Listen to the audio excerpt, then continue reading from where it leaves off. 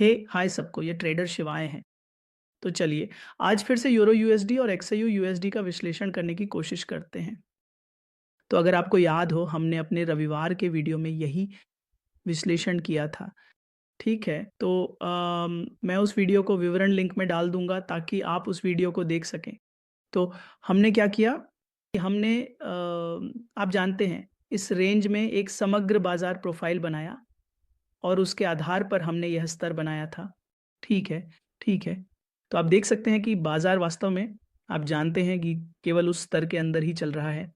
तो मूल्य क्षेत्र के निचले स्तर से मूल्य क्षेत्र के उच्च स्तर तक, फिर से मूल्य क्षेत्र के निचले स्तर तक और फिर से मूल्य क्षेत्र के उच्च स्तर तक, मूल्य क्षेत्र के निचले स्तर तक और फिर मूल्य क्षेत्र के उच्च स्तर तक, और बाजार फिर से एक तरह से पलट रहा है। दोस्तों, मूल्य क्षेत्र को ढूंढना महत्वपूर्ण है। हमारा काम है मूल्य क्षेत्र को ढूंढना। अब व्यापार कैसे करें? मैं एक आप जानते हैं पीडीएफ में डाल दूँगा और मैं इसे आपके लिए फिर से दोहराऊँगा, ठीक है? तो सबसे पहले हमें ये समझना चाहिए कि हम मूल्य क्षेत्र को कैसे प्लॉट करने जा रहे हैं। तो इस तरह हमने मूल्य क्षेत्र को प्लॉट किया। मैं आपको फिर से दिखा सकता हूँ। तो मुझे इस रेंज में फिक्स्ड रेंज मार्केट प्रोफाइल लागू करने दें, ठीक है? तो अगर आप इसे लागू करते हैं, तो आप देख सकते हैं कि यह एक अच्छा मूल्य क्षेत्र आ रहा है, ठीक है? और इस तरह हमने इन स्तरों को प्राप्त किया है और दोस्तों आप देख सकते हैं कि इन स्तरों का सम्मान किया जा रहा है, आप जानते हैं, तो ये महत्वपूर्ण है। हमारे लिए मूल्य क्षेत्र को खोजना महत्वपूर्ण है, तो ये बिंदु नंबर 1 है, तो अभी एक मूल्य क्षेत्र महत्वपूर्ण है। अगर आप यहाँ नीचे देखें, तो कोई मूल्य क्षेत्र नहीं है। अगर आप देख सकते हैं, हमारे पास यहाँ एक छोटा मूल्य क्षेत्र है और फिर हमारे पास यहाँ कुछ समेकन क्षेत्र है। मैंने ये भी दिखाया है। आपने इसे कैसे पाया? तो क्या हमने क्या किया? हमने यहाँ फिर से फिक्स्ड रेंज मार्केट प्रोफाइल लागू किया, तो मैं आपको फिर से दिखाता हूँ, ठीक है? तो दिया हो कि इसलिए हम इसे यहाँ से तो को यहाँ तक लागू करेंगे, ठीक है? तो अब आप देख सकते हैं कि ये एक सही डी आकार की प्रोफ़ाइल आ रही है, ठीक है? तो इस तरह हमने इस मूल्य क्षेत्र को प्राप्त किया है। हमारे पास यहाँ भी एक डी आकार है, लेकिन यहाँ हमें कोई मूल्य क्षेत्र नहीं मिलता क्योंकि यह पहले से ही बाज़ार द्वारा लिया जा चुका है। लेकिन यह मूल्य क्षेत्र अभी भी अछूता है, ठीक है? तो मुझे यकीन है कि आप लोग इस पद्धति को समझ पा रहे हैं, ठीक है? तो हमारा काम है उस मूल्य क्षेत्र को खोजना जहां बाजार ने मूल्य बनाया है। तो पहले हम मूल्य क्षेत्र और वह क्षेत्र खोजते हैं जो कोई मूल्य नहीं बना रहा है, यानी वह क्षेत्र जहां मूल्य नहीं है। आमतौर पर ऐसा होगा कि बाजार बहुत तेजी से आगे बढ़ेगा। ठीक है, तो उदाहरण के लिए इस मूल्य क्षेत्र में चाल बहुत अस्थिर होगी, लेकिन मूल्य क्षेत्र के बाहर चाल बहुत तेज होगी। ठीक है, तो ये नीचे के मूल्य क्षेत्र हैं, लेकिन दृश्य अगर बाजार ऊपर जाता है तो हम यहाँ कुछ प्रकार का समेकन देख सकते हैं। तो हम क्या कर सकते हैं? हम इसे सीमा में लागू कर सकते हैं। तो उदाहरण के लिए अगर मैं यहाँ से यहाँ तक की सीमा लेता हूँ और अब आप देख रहे हैं कि यह एक अच्छा मूल्य क्षेत्र आ रहा है, ठीक है? तो हम क्या कर सकते हैं कि हम फिर से इन स्तरों को बना सकते हैं, ठीक है? तो यह मूल्य क्षेत्र निम्न है और ये मूल्य क्षेत्र उच्च है, ठीक है?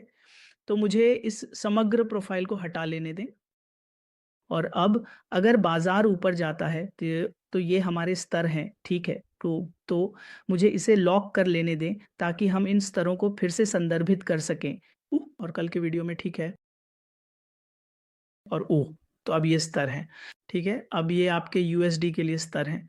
मैं इस वीडियो के विवरण बॉक्स में चार्ट लेआउट भी साझा करूँगा, ठीक है? तो ये जब हमने इस मूल्य क्षेत्र को पाया, चलिए और एक्स से यूएसडी के लिए भी वही चीज़ ढूँढते हैं और फिर मैं समझाऊँगा कि हम इन क्षेत्रों में कैसे व्यापार कर सकते हैं, ठीक है? तो अगर आप एक्स या यूएसडी देखते हैं, ठीक है? तो जीयूएसडी के लिए भी ये अगर आपको याद हो, हमने यहाँ से यहाँ तक इस रेंज को चिह्नित किया था और मैं आपको फिर से दिखाता हूँ। तो हमने जो किया वह ऐसा था, आप जानते हैं, यहाँ एक मूल्य क्षेत्र बनाने की कोशिश की। तो ये रेंज थी, आप जानते हैं, आ रही थी। तो अब वास्तव में हमने इसे यहाँ भी थोड़ा बनाया, ठीक है?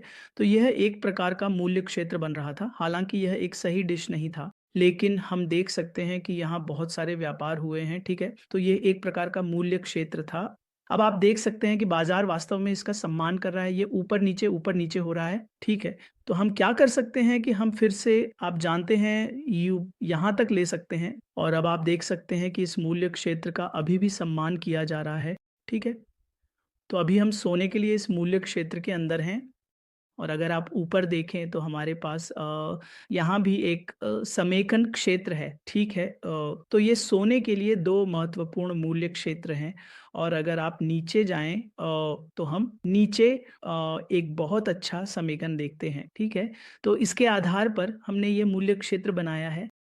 तो अब हमने देखा है कि यह एक प्रमुख समर्थन की तरह कार्य करेगा, हमारे पास है। हमने, आप जानते हैं, इस बारे में लगातार कहा है कि यह एक प्रमुख समर्थन की तरह कार्य करेगा, लेकिन बाजार ने अभी तक इसे नहीं छुआ है, ठीक है। तो अगर ये टूटता है तो आप जानते हैं हम नीचे कुछ बड़ी गिरावट देख सकते हैं, लेकिन अभी के लिए यह एक प्रमुख समर्थन के रूप में कार्य करेगा। तो क्योंकि बाजार ने इसे नहीं छुआ है, हम अभी कुछ नहीं कह सकते, लेकिन चूंकि बाजार इस क्षेत्र में समेकित हो रहा है, इसलिए हमारा काम है कि हम लगातार उलटफेर लेते रहें इस स्तर से इस स्तर तक, ठीक है।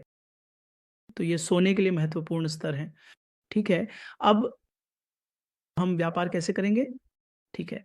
तो ये व्यापार करने के लिए दोस्तों हमारे पास 4 नियम हैं और भाई कि, तो पहला नियम ये है कि देखिए हमें ये देखना होगा। सबसे पहले अगर बाजार मूल्य क्षेत्र के अंदर है, ठीक है, तो नीलामी बाजार सिद्धांत कहता है कि हमें मूल्य क्षेत्र के उच्च से मूल्य क्षेत्र के निम्न तक उलटफेर लेते रहना चाहिए, फिर मूल्य क्षेत्र के निम्न से मूल्य क्षेत्र के उच्च तक, ठीक है। तो जब बाजार समेकन क्षेत्र में होता है और यह मूल्य क्षेत्र के अंदर खुलता है या ये मूल्य क्षेत्र के अंदर व्यापार कर रहा होता है, तो हम उस मूल्य क्षेत्र के अंदर उलटफेर व्यापार लेते रहेंगे। हालांकि अगर बाजार मूल्य क्षेत्र के बाहर जाता है, ठीक है, गोट, तो यह नियम संख्या 2 है। अगर बाजार मूल्य क्षेत्र के बाहर जाता है, यदि यह उचित डेल्टा के साथ टूटता है, तो हमें इन क्षेत्रों के पुनः परीक्षण की प्रतीक्षा करनी होगी। क्षेत्रों को याद रखें, रेखा को नहीं। इसलिए एक बार जब यह इन क्षेत्रों में एक छोटा सा खिंचाव देता है, तो हम नीचे की दिशा में व्यापार शुरू कर सकते हैं, या यहाँ के मामले में यदि यह टूटता है तो आप जानते हैं एक उचित डेल्टा के साथ बाहर निकलें, एक छोटे पुल बैक का इंतजार करें और फिर हम ऊपर की दिशा में व्यापार शुरू कर सकते हैं। हम इस तरह व्यापार करते हैं, हम इस तरह मूल्य क्षेत्र के बाहर व्यापार करते हैं। मूल्य क्षेत्र के बाहर आंदोलन आमतौर पर बहुत तेज होते हैं, इसलिए अगर बाजार यहाँ से ब्रेकआउट करता है तो हम इस स्तर से इस स्तर तक एक तेज गति की उम्मीद कर सकते हैं। ठीक है, लेकिन इसके अंदर गति बहुत सुस्त होगी, या आप देख सकते हैं बहुत अस्थिर, ठीक है। तो वही नियम मैंने इस पीडीएफ में दिए हैं, ठीक है। तो आप इन बिंदुओं को पढ़ सकते हैं। अभी हमारे पास वीवाप सिद्धांत है, तो ये वीवाप सिद्धांत क्या कहता है दोस्तों, ठीक है। तो पहले मुझे वीवाप लागू करने दें और फिर हम चार्ट पर भी समझाएंगे। तो चलिए वीवाप लागू करते हैं। फिर हमें वीवा के लिए मानक विचलन लागू करना होगा। तो सेटिंग में जाएं, बस मानक विचलन 1 लागू करें, इसे चालू करें और लागू पर दबाएं, ठीक है। तो अब दोस्तों देखें, जब आप एक सपाट विवाप देखते हैं, ठीक है, तो उदाहरण के लिए यहाँ आप देखते हैं कि विवाप बहुत सपाट था, ठीक है, और बाजार इस विवाप के अंदर चल रहा था, ठीक है। तो विवाप क्या करता है, विवाप वास्तव में आपको वर्तमान मूल्य बताता है। उदाहरण के लिए अगर आप यहाँ देखें तो यह वीवा बाजार यहाँ से शुरू हुआ है और हमें वीवाप में एक ढलान मिला। अब हमारे पास एक डबल पुष्टि है। तो डबल पुष्टि क्या है, तो डबल पुष्टि है दोस्तों, अगर आप ध्यान से देखें, सबसे पहले ये वीवाप से टूट गया है और हमें एक अच्छी ढलान मिली है, ठीक है। तो यहाँ आप देख सकते हैं कि वीवाप ढलान में है, ठीक है। अब हमने एक पुलबैक का इंतजार किया और फिर हम, आप जानते हैं, हम नीचे की दिशा में एक व्यापार शुरू कर सकते हैं। अब यहाँ हमारे पास एक डबल पुष्टि है, वह क्या है, सबसे पहले नीलामी बाजार सिद्धांत कहता है कि पिछले मूल्य क्षेत्र से अगर बाजार मूल्य क्षेत्र के उच्च से शुरू हुआ है तो इसे मूल्य क्षेत्र के निम्न तक जाना चाहिए, ठीक है। अब उसके बाद अगर आप वीवॉप की ढलान को देखें तो यह नीचे की ओर है, इसलिए वीवॉप भी कह रहा है कि बाजार को नीचे की ओर जाना चाहिए। साथ ही नीलामी बाजार सिद्धांत कहता है कि बाजार को मूल्य क्षेत्र के उच्च से मूल्य क्षेत्र के निम्न तक यात्रा करनी चाहिए। ठीक है, तो यहाँ पुलबैक के आधार पर हम यहाँ तक एक नीचे की ओर व्यापार शुरू कर सकते थे, सारा सुरक्षित व्यापार। ठीक है, अब फिर से अगर आप देखें कि बाजार ने इस रेखा पर कुछ समर्थन लिया है और एक पुलबैक दिया है, लेकिन वीवॉप की ढलान के बारे में क्या? वीवॉप की ढलान अभी भी वहां है और यह यहां तक यात्रा कर चुका है। ठीक है, लेकिन अब चलो डेल्टा विश्लेषण इस आने भी करने की कोशिश करते हैं। दोस्तों वेट इन। ठीक है, अब आप इस कैंडल को देख रहे हैं। अगर आप देखें तो हमारे पास एक अच्छा बड़ा डेल्टा था। ठीक है, ये एक अच्छा बड़ा डेल्टा था, लेकिन यहाँ क्या हुआ है दोस्तों? अगर आप पुल बैक पर देखें तो वीवॉप की ढलान उतनी अच्छी नहीं है। हालांकि उस समय इसे जज करना बहुत मुश्किल होगा, लेकिन जो हम धीरे धीरे देख रहे हैं, हम देख रहे हैं कि आप जानते हैं पुलबैक के आधार पर वास्तव में यह जारी नहीं रहा है। अब क्या जो मैंने बताया है, जब मान लीजिए हम एक आप जानते हैं ब्रेकडाउन रेट लेने की कोशिश कर रहे हैं तो ये वास्तव में टूट गया है। यहाँ एक पुलबैक भी है। तो अगर आप देखें पुलबैक कमजोर सकारात्मक डेल्टा है, लेकिन यहाँ क्या हुआ है? नीचे की ओर कैंडल, उनके पास वास्तव में एक सकारात्मक डेल्टा है। अगर आप इस कैंडल और इस कैंडल को देखें, इस कैंडल में बहुत ही नगण्य नकारात्मक डेल्टा है और इस कैंडल में एक सकारात्मक डेल्टा है। तो क्या हमें उम्मीद करनी चाहिए कि यह नीचे जारी रहेगा? वास्तव में नहीं तो क्या? हमारा काम क्या है? हमारा काम है यहाँ पर अपना स्टॉप लॉस लगाना। ठीक है, क्यों?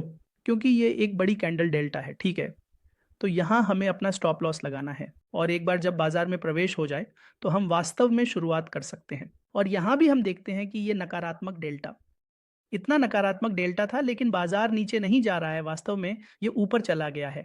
तो अगर ये ऊपर जा रहा है, इसका मतलब है कि ये सभी नकारात्मक खिलाड़ी वास्तव में अवशोषित हो गए हैं, ये विक्रेता अवशोषित हो गए हैं और हम एक व्यापार को ऊपर की ओर शुरू कर सकते थे, क्योंकि अब बाजार मूल्य क्षेत्र के निचले से मूल्य क्षेत्र के उच्च तक जाएगा यहीं पर।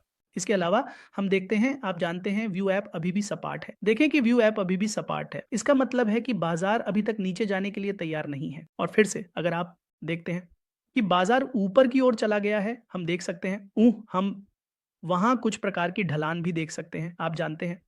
तो आप जानते हैं, आप इन संकेतों के आधार पर बाजार को समझ सकते हैं, जैसे कि किस दिशा में आपको व्यापार करना चाहिए। ठीक है, तो मैंने इन नियमों को इसमें रखा है पीडीएफ में भी। तो अगर व्यू ऐप सपाट है, आप जानते हैं, तो PRIV, इसका मतलब है कि कीमत मूल्य क्षेत्र के अंदर चल रही होगी। अगर आप ढलान को दर्शाते हैं तो इसका मतलब है कि कीमत असंतुलन मेन होगी और उसी दिशा में चल रही होगी। तो यहाँ हमारे पास एक सपाट VWF है और यहाँ हमारे पास एक ढलान वाला VWF है। तो कैसे व्यापार करें, मैंने अभी समझाया है, आप जानते हैं। मूल्य क्षेत्र को बाजार प्रोफाइल या वॉल्यूम प्रोफाइल की मदद से बनाएं ताकि वर्तमान विकास को समझ सकें। मूल्य क्षेत्र आपको VWAP की ढलान को देखना चाहिए, फिर आपको VWAP की ढलान और पिछले मूल्य क्षेत्र से एक समन्वय बनाना होगा। फिर आपको डेल्टा इंडिकेटर की मदद लेनी चाहिए और हमेशा पुलबैक के आधार पर व्यापार करना चाहिए। इसलिए पुलबैक बहुत महत्वपूर्ण है दोस्तों। तो मुझे उम्मीद है कि आपको कुछ विचार मिल गया होगा कि हम XAUSD और यूरो USD के लिए कैसे व्यापार करने जा रहे हैं। धन्यवाद दोस्तों।